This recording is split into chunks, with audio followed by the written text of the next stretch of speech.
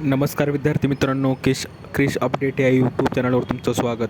तर विद्यार्थी मित्रांनो, यशवंतराव चव्हाण महाराष्ट्र मुक्त विद्यापीठाकडून म्हणजेच YCMOU जे उन्हाळी परीक्षा होणार आहेत, तर त्या उन्हाळी परीक्षेबाबत अपडेट आलेली आहे. तर ते अपडेट आपण या व्हिडिओमध्ये पाहणार आहोत.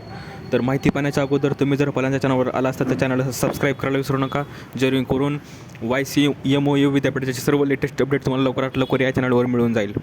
जसं की सांगू शकतो की विद्यार्थी मित्रांनो, अपडेट उन्हाळी परीक्षेविषयी आलेले आहे की जे विद्यार्थी आहेत YCMOUचे, तर त्याबद्दल पुनर्परीक्षार्थी रिपीटर विद्यार्थ्यांना परीक्षा अर्ज भरण्यास पुन्हा मुदतवाढ देण्यात आलेली आहे. आणि त्यात आपण पाहणार आहोत. पूर्ण व्हिडिओ पहा आणि पूर्ण माहिती समजून घ्या, जेणेकरून तुम्हाला सर्व माहिती समजून जाईल. तर त्यात सांगितलेलं आहे की पहिले क्रमांक 1 आणि क्रमांक 2मध्ये संदर्भीय पुनर्परीक्षार्थी रिपीटर परीक्षा अर्ज भरण्याबाबतचे परिपत्रकानुसार अर्ज जे टाईम टेबल प्रसिद्ध केलेलं आहे.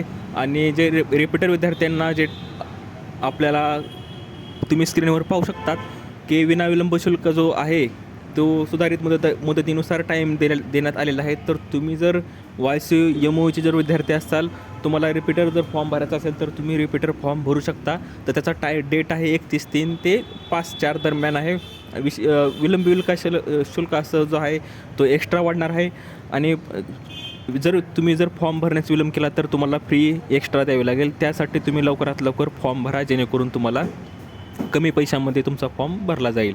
तर अशी अपडेट आहे विद्यार्थी मित्रांनो. आणि सर्व शिक्षण क्रमांच्या पुनर्परीक्षार्थी रिपीटर विद्यार्थ्यांसाठी परीक्षा अर्ज भरण्याबाबत महत्त्वाच्या सूचना आलेल्या आहेत. आपण त्यात पण पाहू शकतो की आपण ऑनलाईन परीक्षा अर्ज सादर करण्याची मुदत दिलेली आहे की विनाविलंब शुल्कासह 17/3 ते 30/3 विलंब शुल्कासह ₹100. तर तुम्ही विलंब शुल्कासह भरूच नका. तर त्या 17/3 ते 30/3 आधीचा जो टाईम होता ते आधीचं जर अपडेट आलेली आहे ही ॲड केलेली आहे YCMOUनं. तर विद्यार्थी मित्रांनो, तुम्ही जर रिपीटर पुन्हा फॉर्म तुम्हाला उन्हाळी परीक्षा द्यायची असेल, थोडक्यात सांगायचं असेल, आणि तुमचा एक सब्जेक्ट किंवा भरपूर सब्जेक्ट बॅक जर असतील, तर तुम्ही लवकरात लवकर फॉर्म भरा, जेणेकरून तुम्हाला जे मे आणि जून दरम्यान जे पेपर होणार आहेत ते पेपर तुम्हाला देता येणार.